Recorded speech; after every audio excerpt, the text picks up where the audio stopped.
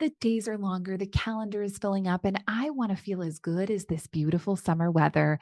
That's why I've been loving Groons. It's one daily pack of gummies that covers my greens, vitamins, and minerals, and even has 6 grams of prebiotic fiber. So I don't need to juggle a complicated wellness routine on top of everything else. They taste amazing.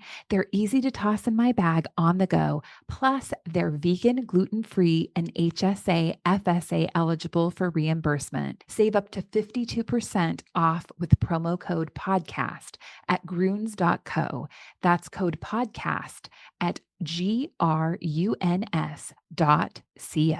It's the Go Gopher podcast with Mike Grimm, episode number 45. I am Mike Grimm, voice of the Golden Gophers, and welcome back to the podcast. We're talking Gopher football again this week and going inside the defense once again with one of our favorites, senior linebacker Mariano Sori-Marin. If you're a fan of football, you'll want to listen today as Mariano gives us a great assessment of the Golden Gopher football team and how play is going in the Big Ten this season. He's the senior leader on this really good defensive team and ready to host the rival Iowa Hawkeyes. Our Go Gopher podcast is presented by alumni-owned Sunbelt Business Advisors and True North Mergers and Acquisitions. If you're a business founder planning to exit your business, start by contacting Sunbelt Business Advisors and True North Mergers and Acquisitions. Sunbelt serves more businesses up to $5 million in revenue than anyone, and True North M&A serves companies with revenues up to $150 million. Get a confidential, no-cost, no obligation business valuation started today. Make the most of your life's work. Visit sunbeltminnesota.com or tnma.com today. Servant leadership is their company motto, impacting the community in a positive manner. The Go Gopher podcast with Mike Grimm is also partnered with Affinity Plus Federal Credit Union, making it easier with local financial experts available to help in person or virtually. Learn more at affinityplus.org/Go Gophers. They have a top-ranked mobile app, so check that out as well. Our podcast is also sponsored by State Farm agent Tony Hoagland at ChamplinInsurance.com. I invite you to subscribe to the show. It's free to click the subscribe button, and you can listen at any time for free. You can go back and listen to past podcasts as well. That includes last week's show where we had a great time with Gopher kicker Dragon Kesich, a man with a big leg and a big personality. This week, we're talking Golden Gopher football once again on the Go Gopher podcast, episode number 45. It's senior defensive captain from the Gopher defense, Mariano Sori-Marin. Next. I'm Clay Geary, walk-on turned scholarship wide receiver for Gopher football. And I'm Ben Utek, U of M alumni, Super Bowl champion, and Tony Dungy Uncommon Award winner. We understand championship culture, which is why we're part of the True North family of companies. True North invests in only elite teams, like the champion team at Sunbelt Business Advisors, Minnesota's largest seller of companies. To learn more about True North and our diverse family of independently owned companies, visit TrueNorthEquityPartners.com. Hey Gopher fans, this is your State Farm agent Tony Hoagland. We are super excited to be part of the new Mike Grimm Show on Talk North. For the year of 2022, we will be donating $10 to the University of Minnesota Children's Masonics Hospital for everyone that calls our office or checks in with us online and mentions that they heard about us on Talk North and the Mike Grimm Show. We are really excited again that Mike came on board with Talk North. You can reach us at 763-421-4900. You can find us on the web at ChamplinInsurance.com. Again, 763-421-4900, or find us on the web at ChamplinInsurance.com. Roll the boat, Sky Yuma, go Gophers.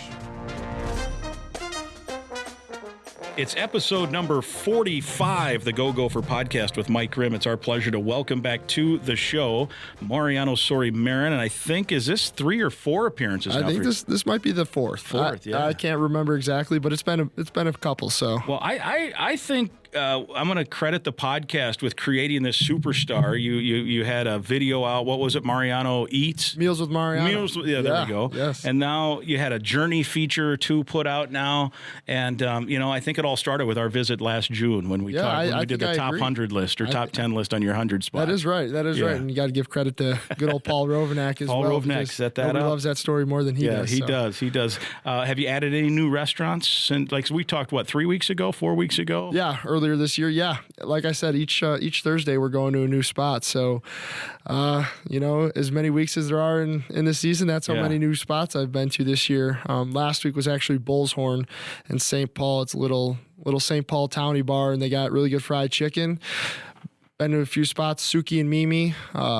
Been to some taco spots. So we've been all over. Yeah, nice. Been all over, fancy, hole in the wall spots. We do the whole range of restaurants, but we've been enjoying it, you know, and that's a few of us guys on the team, my roommates, and each week, whoever wants to joins us. So it's been fun. And is that a Thursday night in Denver? That's a Thursday night, yeah. So what do you got for this Thursday? I haven't decided yet. Yeah. Usually that's a Tuesday night, Wednesday night thought process before I'm going to bed. I'll run through the Yelp and Google a few spots and see where the guys want to go. But usually it's kind of last second. So the spontaneous is the best. That's I feel like, no doubt.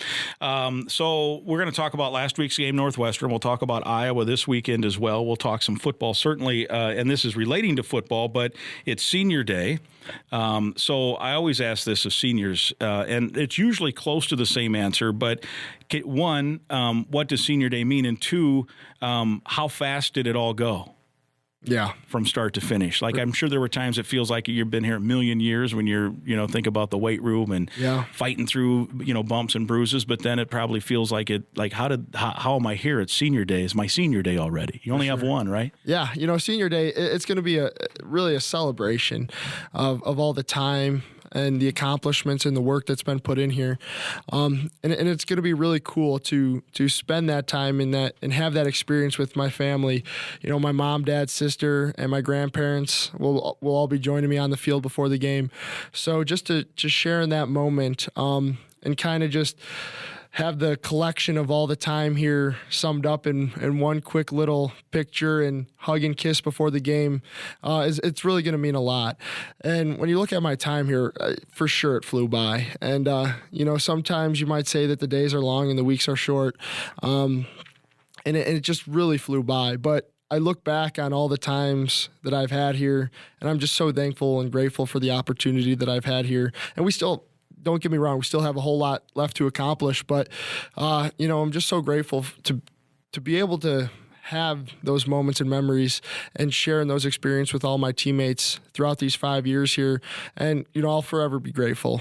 For sure. The teammates and the coaches and the relationships that I've made and built that I'll have the rest of my life are truly going to mean something and be special down the road. Yeah, you think about it. I always like this one. You get to see a kid come in as a freshman and then play and mature and do whatever, hopefully have success. And then get close to people that legitimately 6 months before they didn't even know existed and can turn into, best friends for life. This is just one example of many. I'll just shoot it out there because I thought it was cool. Earlier in the season, I was at one of the practices and Phil Howard and Coney Durr were there. And I got thinking, Coney's from Baton Rouge, Louisiana, and Phil Howard is from right here in Robbinsdale. And, 6 months before they became Gophers, thousands of miles separate them, didn't know each other, and here they are hanging out post-graduation, coming to practice, love being Gophers, and, we'll probably be in touch with each other, all the way up to, through having kids and eventually down the road, who knows, right, with their grandparents talking about what their grandkids are doing. I mean, that's pretty cool that you create that over a 4 or 5 year stretch. Yeah, for sure. And when you come in as a freshman, you hear all the older guys telling you those types of things. You're like, appreciate the time that you're going to have here. These are going to be your best friends for the rest of their life. And, maybe at the beginning, your head's spinning so much with being in a new place, learning a new playbook, worrying about impressing the coaches and all that you sometimes miss the connection that you're building. But as you get older and you get more experience, you start to understand what those guys were talking about. Those relationships that you're building that you don't even know you're building, whether it's a hard workout, a hard practice, a tough loss, a good win, a good victory, all these types of things, all these moments compiled together where you're building an unbreakable relationship with all these guys. And just to see the guys that have gone on after me still have those relationships and still be in contact with each other gives me hope and makes me excited because I know that I'm going to be, going on boys trips with these guys, several years down the road, we're going to be coming back to Gopher football games and being able to tailgate together and just kind of relive those good days and still have that great relationship that we've built here. Yeah, and I suppose in 10 years, in 20 years, you'll come back, you'll watch games, you'll get together. You'll be talking about Penn State. You might be talking about winning Floyd of Rosedale, your last chance here this weekend, getting the axe maybe for a third time. Certainly you've had it twice. But I also figure you're going to be talking about the time you went to the restaurant on that Thursday, wherever it was, St. Paul, Minneapolis, Blaine, I don't care. You're going to be talking about, a practice or maybe somebody who, a class you took. But it won't just be football, probably. Right. And something that comes to mind when you mentioned that was this week we were watching, this Sunday after our Northwestern game, we were watching a recap of certain plays from the game, and Coach Fleck was showing the fourth down stop that we had, where the entire defense just starts sprinting down the field. Nobody even knows where we're running to. And just to see that moment, he goes, "What does this remind you of?" And everybody immediately went to the Nebraska play. And we didn't have to say much, go into detail. Everybody knew that Nebraska play was talking about the goal line stand that we had back in 2021 last year at our place against Nebraska. And then he goes to Justin Wall. He goes, what was the score of that game? Nobody could really even tell you what the score of the game was. But you look at the moments within that game of how you felt, how you were so fulfilled and excited to be with your teammates. You don't really look at the score at the end of the game, but you just think of those key plays or those times where you felt you gave it everything on the line and you were able to share it with your teammates. That's what you remember the most. You remember the locker room after the game, and those are the moments that have the lasting impact on you. Yeah, and you mentioned that fourth down play. Let's talk a minute about that Northwestern win. It was 31-3, pretty dominating effort, but it was 0-0 at that point, and they're on the way in. They're on plus side of the field. They hit a seam route on the tight end, which put them in decent position, and then you guys hold them. It was 3rd and 2. It was 4th and 1, and then a tackle for a loss. What's going through your guys' mind at that point? Because who knows where the game goes if you don't make the stop there, right? Exactly. You look at the final score of that game and you think, oh, it was a complete blowout, whatever. But you got to peel back the onion and look at how did the game get to that point? Because let's say they convert there and then go in to score. Now they're up, 3-0, 7-0. The game is completely flipped. You look at us going into halftime where we let up some explosive plays going down the field, and then we bowed up and held them to a field goal. Say maybe they score a touchdown. There's critical moments throughout the game where when you come in on Sunday, you have to be able to realize that those are where the games are won and lost. We talk about those narrow plays all the time where it could be the difference of 7 points, 3 points that are going to add up at the end of the day. So it's really important as a team to bow up in those situations, to go out and execute and know how important they are for the ultimate outcome of the football game. That play in particular, if I'm trying to recall it, was it Howden? He jumped, he shot a gap, yep, and bubbled the play a little bit. He may have made first contact. Did you come in and help clean up there? I did not. Actually, if you watch that play, I'm stumbling all over the place, and it was a laughing matter the next day in film because I was just rolling all over the place, getting tripped up. But there was a few guys in there. I know Lindenberg got in on it too.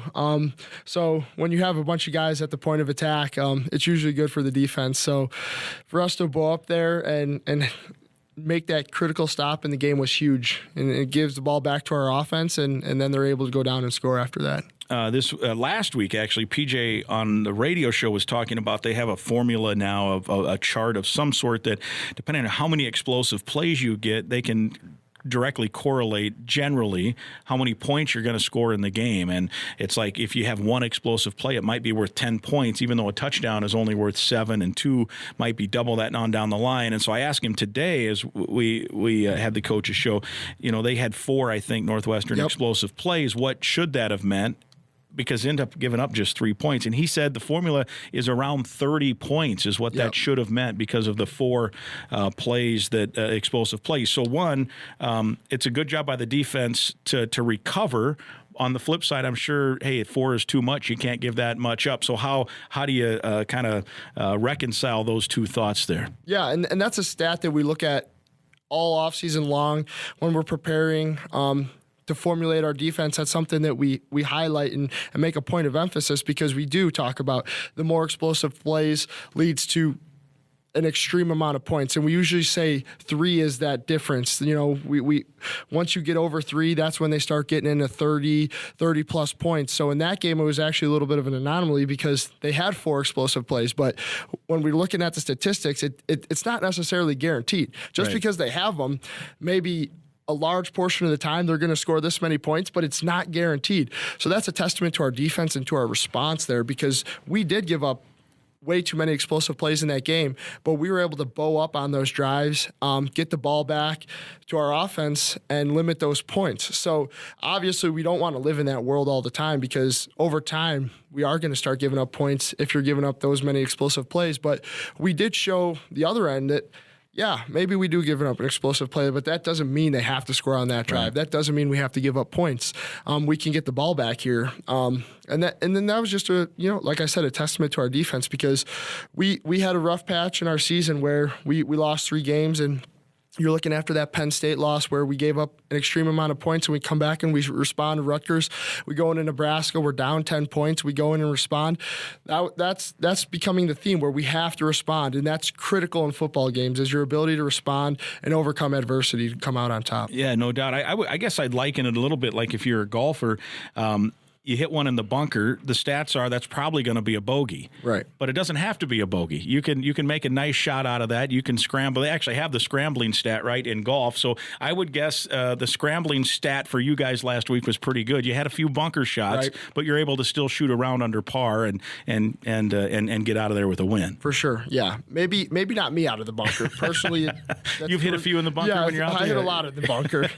And it takes about 2 or 3 attempts to get out. But good thing that my golf game isn't my football game, because we'd be in trouble.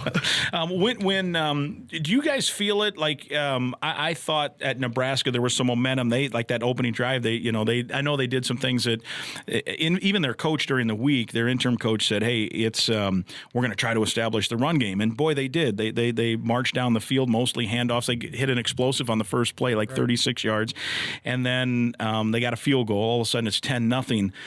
But then after that, I don't know what it was, but you guys just clamped down. Can you feel that momentum? Like, okay, this is it for these guys. Well, we actually talk about all the time that momentum doesn't exist. Right. It's really coming down to, are you going to respond, and are you just going to simply play better? And we knew that's what we had to do as a defense. So that first drive, we were terrible. Being quite frank, we did not execute to the standard of our defense, and they were able to punch the ball in. Second drive, same thing. They drove down the field, and then we finally decided we needed to bow up there, and we were able to force a field goal.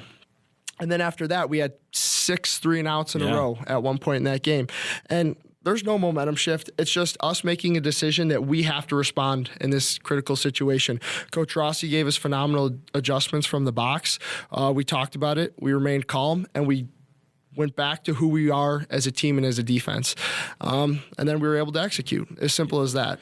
Yeah, PJ talked about Coach Rossi at one point, said, I might as well throw this game plan out and just, get back to basics, because I think you guys were probably preparing for Thompson to play, right? And then 2 different guys play. And then once you guys got a handle on what was going on, I kind of compared it in my mind, and maybe it's totally different, I don't know what I'm talking about, to that Indiana game last year where early that quarterback's just running all over. Right. And then once you guys figured out, okay, this is what he wants to do, I mean, it was like the faucet shut off for Indiana. They had nothing. It was more. He completed more to Minnesota than he did to his own guys after that. And those games were a little bit different, but it was a similar sense I got that once you figured out, okay, this is the quarterback that's playing.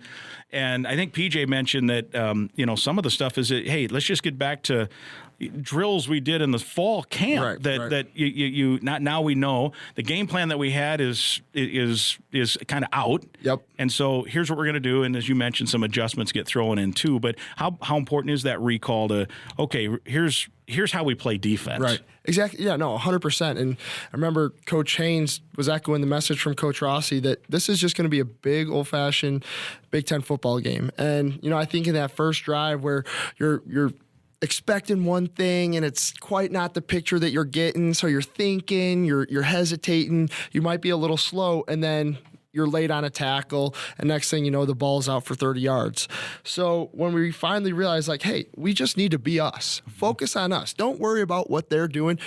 Do your job and execute it to the best of your ability, and trust that all the other 10 guys on the defense are going to do that, and we'll be all right. And that's exactly what we did. Everybody started playing their style of football and doing their job, and we were able to, like I said, have 6 3-and-outs in a row.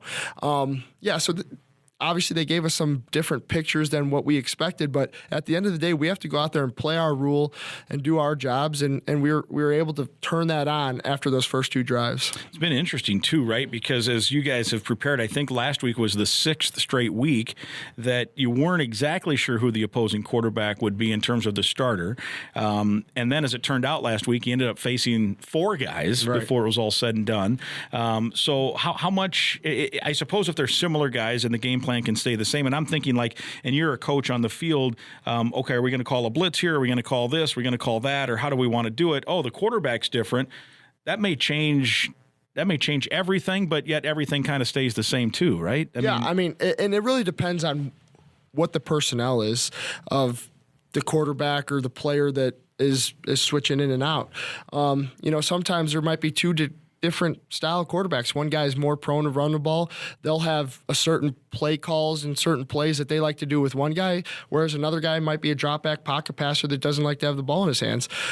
So Coach Rossi does a phenomenal job in the week educating us on what to expect with a certain player in the game. And the way he calls the game might change with a certain player in the game. So that goes down to our preparation, in the week, just knowing and understanding what to expect with somebody in the game. And like I said, at the end of the day, that doesn't guarantee anything. We've had times this year where they break rule, they break tendency, but we just have to be on top of our game with our assignment, our job, and go out there and execute no matter what they throw at us. And you look at that Nebraska as a prime example, that Nebraska game is a prime example of that, because we had some, expectations going into that game, some tips and tendencies that, were kind of thrown out the window. And, we just had to go back to our style of defense and execute our game plan, the way we know how to do it. And then within the linebacker group over the last handful of weeks, there's been, I guess, a change a little bit in terms of rotation. Cody Lindenberg's playing a little bit more. Will is still getting in there. You're obviously playing almost every down. And Braylon has kind of gone back to what he did, was it last year? Yeah, he's playing. So he's doing our Sam position, which was where he was at last year, and then our dollar position on third down, where he's able to blitz and mix in coverages as well. Yeah. So when you look at that rotation, that's a testament to all the preparation and work we've done in the offseason, because, guys, this is an extremely smart linebacker group. And Coach Rossi demands that of us to know the defense as if you're playing any single position. So we're able to shuffle in and out at different spots, and he's looking to put us in the best positions for a certain game plan. So I think the guys in the room have done a phenomenal job of doing that. And Coach Rossi's putting us in the best position to make plays and do our jobs and execute the game plan given what the offense shows us. So, and you look at the development and growth of Cody Lindenberg moving over to Will. You look at Braylon going back to the Sam. We're kind of really hitting all cylinders as a unit right now. And you're just proud of them. We have to continue to keep that up going into this week. And then I know Michael Dixon is listed as a safety, but he almost kind of serves as a linebacker at times, right? When he comes in as an extra guy in a pass down or what have you. And just observationally, because I don't break it down like you guys do, but I thought he was really good against Northwestern last week. And I. Coach Rossi mentioned that was one of his best games of the season, if not the best game. And you just showed his physicality that he had in that game, and his ability to fit the run at times, as well as get into coverage and break up some passes. And then on the edge, where they were running some screens, in some perimeter plays, he was extremely physical, flying all over the place. So just to see his growth throughout the year and where he's come to as a player is awesome. And we're going to need that out of him this week. Looking at a team like Iowa with the physicality that they have, and, they like getting the ball on the perimeter as well with their stretch game and their now screen game. Having a guy like Flip Dixon out there that's basically a linebacker that can run like a safety is going to be, critical for us in that game. Yeah, it's a home game for you guys. Let's shift gears now as we recap the past couple of weeks, talking Northwestern and Nebraska to a certain degree with Iowa coming to town. I think I asked you this in the summertime when you were on, and we talked about the schedule and talked about playing in the whiteout game and trying to win the Pig for the first time. And I think at the time you said, yeah, I think about that. It does bug me a little bit that I haven't won the Pig yet. Can you think about that now this week, or is it just solely game plan, and if it comes, it comes? And how much do you think about that, say, in the summer or the offseason, that you want Floyd of Rosedale? Yeah, when you're looking at it from the offseason perspective, you look at the end in mind. What are you working towards? And that kind of drives you and motivates you to get up each morning and to work to be your best, so that when those opportunities do present themselves, you're ready and you're prepared to go out there and execute. But once you're in the moment, the work in the offseason, the strength, the conditioning, the studying of the playbook, that's all been done. And now going into game week, you're focused on us, on our game plan, our execution, what we need to do to be the best on Saturday. That's really what you're focused on. And you know how critical this game is. I think everybody does. It's a rivalry game, a very historic game that's been played for, I think this is the 116th meeting, if I'm correct, between these two teams. And so you just look at all the history and what's been before us and what's going to come after us. So just to be a small part of that game is really cool.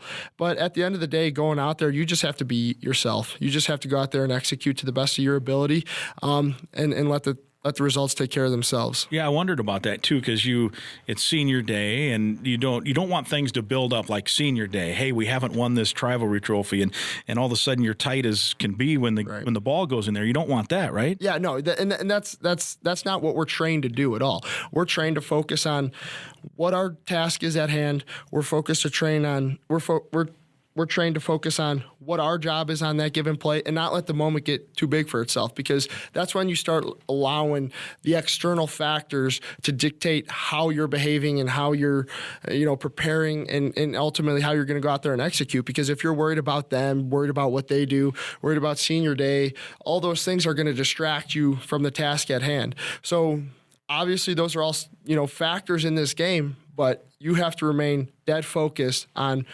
yourself and on us as a team and what we have to go out there and do. Now, you grew up loving football. I remember the last time you were on, you said you started watching film when you were 12 years old as a youth football player, which I think is amazing and awesome.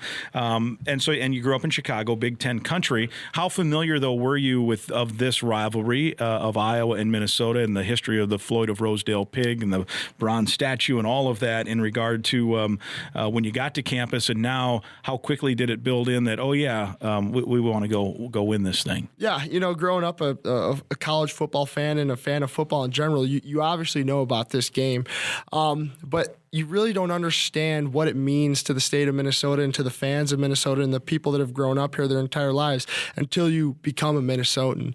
And, I talk with, the guys that are from this state, and they educate you as you come up as a guy from Chicago. They educate the outsiders on what this game means. And you just hearing fans talk about it and, whether it's the off season or leading up to the game, just hearing the fans express how much this means to them, you get an understanding. And I talked about it in media today. I might be a kid from Illinois, but I feel like I'm Minnesota at heart.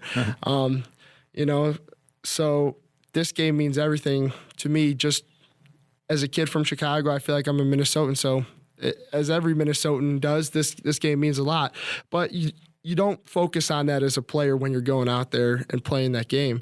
You're focused on yourself, like I talked about earlier, and the game plan, because that's all you can. You can't worry about them, or else you're going to get distracted on what you need to do. The other big rival, certainly in the Minnesota Gopher program, would be Wisconsin. Those are the two border rivals. But I think there's some good ones developing. I think that Nebraska rivalry in that series is fun, and I think the fans maybe more. Players are, like you say, you have to focus on tackling whoever has the ball or knocking down whatever passes there. But fans, right, I think, have obviously Wisconsin, Minnesota, Iowa, Minnesota. I think that Nebraska deal is starting to build into a pretty good one too. But but you've won the Axe now twice, so that's a similar kind of thing, and that was a longer drought there. Can you take something from that? The feel that you had even a year ago on your home field to win that, and at least visualize this weekend in a different rivalry, of course, but winning a rivalry game like that? Yeah, for sure. I mean, anytime something hasn't been done here in, I think it's going on 9 years? Yeah, 7 straight, I think. 7 straight that we haven't won that. That it's going to take, it's going to take work and effort that hasn't been done here in 7 years. So that's just the truth, to be honest. So, you look at those Wisconsin games where we won the Axe, where we hadn't won in a long time, and you think about this game, how did we win that Axe game? We focused on ourselves. We didn't worry that it hadn't been 20 plus years that we'd won at Camp Randall. We just went out there and executed our game plan, and we dominated in those football games. And that's what we have to do in this game as well. It's been so many years since we've won the Pig. We have to go out there and be ourselves if we want to hold it up at the end of the day on Saturday. Let me real quickly mention our sponsor here of the Go Gopher podcast. One of our sponsors is Affinity Plus. It's your local credit union, proudly serving Minnesota since 1930. As a current Gopher student or proud Gopher alum, either one, you are eligible to join a financial that wants to build a meaningful banking relationship and put you first. You can meet with a local employee at any of their branches. They're statewide here in Minnesota, and they have one just up the road here on University in Minneapolis. You can learn more and find out any way to connect. You can go to this webpage, affinityplus.org/go Gophers. affinityplus.org/go Gophers. Affinity Plus Federal Credit Union, federally insured by NCUA. We thank them for their support of our podcast, their support of Gopher Athletics, and they do so much for the state. They also sponsor and do so much for Special Olympics Minnesota, the Polar Plunge, which is approaching here a little bit as it is getting into those winter months as we look outside with the snow. Mariano Sori-Marin is with us here, and we're chatting with him about Gopher football on the Go Gopher podcast. So we're hitting on Floyd of Rosedale now. You look at Iowa, you see what they've done offensively, obviously without giving away the game plan to the millions of listeners here on the Go Gopher podcast. What do you see from them, and what will some keys be for the maroon and gold? Yeah, I mean, you look at Iowa, they're Iowa. And what do I mean by that? They're a physical operation. They play sound football. They play extremely well on defense. They play extremely well on special teams where they're actually scoring points. I think Coach Fleck mentioned today that their defense scores around on average 3 points a game. And their special teams makes critical plays, block punts, explosive runs in the return game. So when we look at that, we have to know that we have to play complete complementary football as a team, offense, defense, special teams to win this football game. And that's the formula going into every single football game. But we know when it's a rivalry game and it's the next one and it's November, when football is at its best, when it's cold, there's snow on the ground, and November is championship football, we know we're going to have to take that formula and apply it this Saturday against the Hawkeyes. And we always talk about it, 1-0 in the championship season. This week it happens to be Iowa. We have to take the things that we've learned all the way up to this point in the season and go out there and apply them and execute this Saturday against them. You mentioned it's November kind of football. It's going to be cold. I don't think it'll be the coldest game in stadium history. I don't think it'll be the coldest game that you'll have played in here at Minnesota, but let's face it, 20-something with a wind chill in the single digits probably by the time the sun goes down. It's not the warmest game ever. And I've heard various players say different things. Certainly if those guys that play from the South, I don't think they like that much in terms of it. Do you embrace it? Does it stink? Does it suck to play in cold weather? What's your theory personally on football in November? No, I love it. I love it. Chicago's not as cold as here, but I grew up in the Midwest where snow is a normal part of the season, and you just learn to live with it. And you look at the Minnesota guys, and they're 100% in on the cold. And actually today at practice, I went out there, and I'm always giving the linebackers a hard time if you show up out there with sleeves on, or if you look at our pregame warm-ups last week, I think Andy Grader tweeted a picture out of all the linebackers warming up with no shirts on. So we do embrace it for sure. And going back to my story about practice today, I showed up out there with sleeves on, and I noticed that basically all the linebackers had no sleeves on. And I'm sitting there like, are you kidding me? Like, I can't even believe I put on sleeves right now. Well, I can't go back in the locker room. So I immediately before practice even starts, call over one of the equipment girls, and I'm like, give me your scissors. And I start cutting off my sleeves. And I had to cut my sleeves off before practice because I'm like, how can I sit there and embrace the cold, embrace the our North mentality that it doesn't matter the weather condition if I'm sitting here wearing sleeves at practice while it's snowing outside. So I got those sleeves off right away and was back to our style of football. Cold weather. In fact, as we record this, you have your powder blue Our North sweatshirt. I think I've seen a lot of guys wearing that now. Did you get that in the last couple of weeks? Yeah. So this is we have a few of these, and this is kind of our theme and our mantra going into November. That November is obviously important time for football. That's when championships are won. That's when you win your trip to Indy, and the price continues to go up as the season goes on. So when we look at our North and that mentality, we know it's going to be cold here in Minnesota, and teams are going to have to come here and play in that cold, whether it's snow, sleet, negative degrees with the wind chill, whatever. We're built for that, and that's our style of football. So you're going to have to come into our stadium and play in those conditions. So that's what we preach, and that's what we talk about, and that's what the sweatshirt means to all of us. And so I got to go back though. Why did you put sleeves on today? Yeah, I think I was thinking so much about the game plan that I didn't even realize what I was throwing on, and I put the sleeves on, and I'm walking out to practice, and I'm like, what the heck am I doing? Like, what am I wearing? But I quickly made up for it. That's pretty good. Just cut the sleeves off. I was screaming to the linebackers. I'm like, I'm not sure why I put sleeves on it, but don't you worry. I'm going to make it up. I'm going to make up for it. So I got those scissors out immediately and cut them off. And, I can't say what was going through my head when I put them on, but, I made it right. You corrected. Exactly. Yeah, we respond. We talk about responding all the time and changing our best. That's changing the best. That's clutch, too, to think of that. Because you can't go in and rip off your gear. No, I couldn't go back in. Practice was about to start. Just slash those sleeves off. That's good. And on top of that now, in terms of embracing it, because you mentioned the picture that Andy and others tweeted out, the Northwestern team then came out and like almost all of them were without shirts. Okay, so that game ends up 31-3. You guys. So it's one thing, and this isn't a knock on Northwestern because they're trying to embrace it, and they've actually played their better games this year in some crappy weather. So so this isn't not a knock on them, but no matter who and how you embrace it, at the end of the day, you still have to play football, right? Exactly. I mean, at the end of the day, someone's going to win, someone's going to lose. Right. If both teams come out with no shirts, they're thumping their chest. But at the end of the day, the guy thumping the chest at the end of the day is going to be the guy that plays the better game, right? Yeah, no doubt. We understand that too. There's some gamesmanship there, right? I think it's more just showing our pride in Minnesota, the pride in the cold weather, and a little bit of our toughness. But at the end of the day, like you said, it comes down to execution. And so the shirts is a fun little gig to take them off, but we know that at the end of the day, you're going to have to play in that weather. Yeah. And the cold, the snow, the bad climate brings out Big Ten football. It brings out running the football and stopping the run. You can't necessarily throw the ball down the field, do all the tricks and gadgets that you want to do when, your hands are frozen and the ball is slipping all over the place. So, that's going to be a testament to this game coming up on Saturday, because those are two similar style teams. Us and Iowa, where we're built on those principles where we're going to run the ball and you got to stop the run. Were you guys out there when Northwestern was out there? Did you see it, or did you find out later? I found out later, and I know they've done that in the past. Just being a Chicago kid, I know that's kind of they do that quite a bit. So I knew that they were going to do that, and then I saw the tweet after the game that they did it. So it was cool. I was just wondering too, because if you do that too, so you guys have embraced it.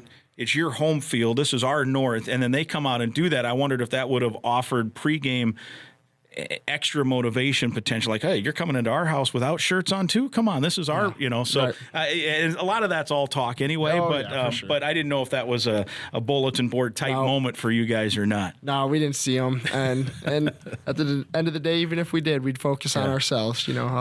We always say that. So, how many guys did you know on that Northwestern team maybe you played against or knew of either through playing youth or high school football or recruiting circles or what have you? Yeah, there's a good handful of guys that I knew just from playing against in high school and being in the area, but there's two in particular that I know really well. One of who I actually played youth football with my entire life, and he's one of their starting interior defensive linemen, Devin O'Rourke, and then there's a transfer linebacker, Declan Carr, who transferred in from Drake there. And we grew up in the same neighborhood as well, played youth football against each other, and we were able to get a picture after the game, all of us guys. So, it's cool. And it's he ended up playing quite a bit, too. Yeah, he did. He did. With their one linebacker getting out of the game, he was able to come in and get some meaningful snaps. So it's cool to see the guys that you've worked out with, played against, competed with your entire life, going on to the next level and getting that opportunity again, because it's really special to see the growth and development of all of us guys that were friends at a young age, fulfilling our dreams and playing Big Ten football against each other. Yeah, and Chicago's kind of that melting pot. There's a guy from Chicago on almost every team you face, right? And whether you know him or not, you probably are aware of him. So how about Iowa? Do they have some guys you know of? Yeah, so Turner Palisard, another guy that worked out with a tremendous amount, played against a few times, and we've talked a bunch of times. When we're back in town, we talk with each other just about our seasons and what it's like playing at our schools. And like I said, just it's really cool because when you're little kids, you always talk and dream about getting to play in the Big Ten or getting to play big time college football, and then to see your friends and yourself fulfilling that dream is special, and that's what makes those moments and memories really worth it. You mentioned the Big Ten, so I got to ask you: the Big Ten set up a schedule, I think, by design for November. It's why you guys have those sweatshirts, right? So you guys are playing Wisconsin and Iowa. Northwestern has been in the thick of the chase. Nebraska was the start of November. Iowa played Wisconsin last week. They got Nebraska next week, Minnesota this week, and Purdue and Illinois played big game last week. They're big rivals. I think they're separated by about an hour and a half. And so here you are with it, and 5 teams still mathematically alive to end up in Indianapolis. Some have better chances than others, and but heck, upsets happen. You never know. How much do you pay attention to that? Does it offer extra, like, hey, we got a shot here if we keep playing football, or is it still that same old, make the play this down? Yeah, no, it's that same mentality where we're going to focus on us, and we're going to focus on this one-game championship season, because at this point, nobody really controls their own destiny. Isn't that weird? 2 weeks so left, weird. And everybody needs help. Yep. And there's factors that are outside our control. But at the end of the day, the only thing that we can control is us. And us going out and executing this Saturday against Iowa at this point in time is the only thing that we can control. So if we take care of business there and other things happen to fall into place, then that's awesome for us. But if we don't take care of business, then none of the other stuff matters. So that's what our mentality is as a team. And then that's what it has to be, that we have to focus on ourselves and go out there and worry only about us on Saturday against Iowa. And take care of business and see where it goes from there, right? Exactly, 100%. Yeah. But that said, how much do you pay attention to other teams, standings? Oh, that guy had 12 tackles in this game that we watched highlights of, and just have a general sense of what's happening in particularly the West, but in the Big Ten and maybe nationally in college football. Do you pay attention to the SEC? I don't know. How much do you I'd say watch? it's limited. Just because we're doing football so much that you really don't get the time to be a fan. And when you do, personally, when I get that time away from football, like whether it's after a game and there still might be college games on, I'm gonna watch our film. I'm gonna watch our film from the game instead of watching another college football game. And I think that's just because we're doing it so much. But you do know the other players and the other teams, and you see them on film a lot, and you grow a tremendous amount of respect for certain players, just seeing how hard they play on film and seeing what they do. But like I said, it's limited just because of the amount of time that we're putting in. I think you really get to, where I show my fandom of football is in high school. Yeah. I follow the Chicago or the Illinois high school playoffs pretty closely, and I get to watch my former team, Providence Catholic, who's actually in the state semifinals this Saturday. So that's really where I get to show my fandom and can invest in it and cheer on teams because, it's not at our level and it doesn't really have an impact on me. Yeah. So I remember years ago, Jeff Horton was the interim coach here for the Gophers, and we were doing a coaches show, and it was in October. And the World Series was going on, and we just had to fill a few minutes. So I asked who his pick in the World Series was. Legit, he didn't know who was playing in the World Series. Yeah. And that's when it kind of hit me. So that would have been 10, 11 years ago. And Jeff was a great guy. He was actually, as it turned out, he spent time in Arlington, Texas, and the Rangers were in. I want to say they were either in the playoffs or in the World Series. I don't know if that. Yeah, I think it was 2011. So it just weird. To me, that's when it struck me like, these guys, all you guys live in your own little world, man. Right, yeah. Right? I mean, and I can say the same thing. I know the Astros won the World Series.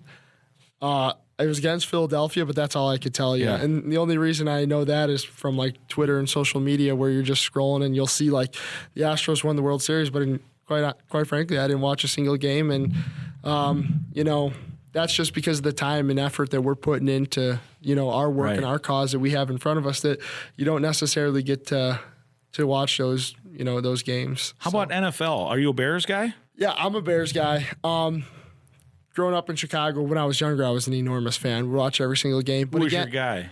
Brian Urlacher. Got a big old picture of him in my room at home. So I was a huge fan of him. Devin Hester as well.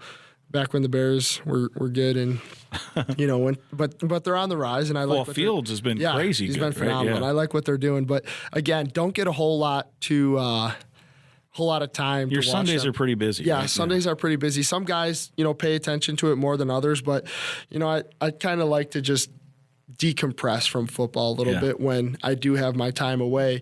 And I think high school football is, if I'm going to watch any football, I'll throw on the Celtics, their recap. And I think that's perfect because it's the purest form of football. Guys just doing it because they love it. Not for money, not for NIL or anything like that. They're doing it because they love their teammates and they're proud to play for their high school, and that's what makes football so special. And that's why I enjoy it so much. Last one, because I do got to ask, as we're talking NFL, did you at least see some of that Vikings-Bills game? Yes, I saw. It's unbelievable. I saw the overtime interception, and that's about it. I was walking in the training room, and I heard screaming out in the, I'm in the locker room, and I hear screaming coming from inside the training room, and that's where a lot of guys usually watch their NFL games because we got treatment all day on Sunday in the middle of the day, so guys will be, doing stim or sitting in the tubs watching the games. So I'm like, all right, I better go check all these this. Minnesota guys, right? So I'm like, all right, I hear screaming. There must be something crazy going on in one of these games. So I go in there, and sure enough, the Vikings are in overtime, and I know it was a huge comeback.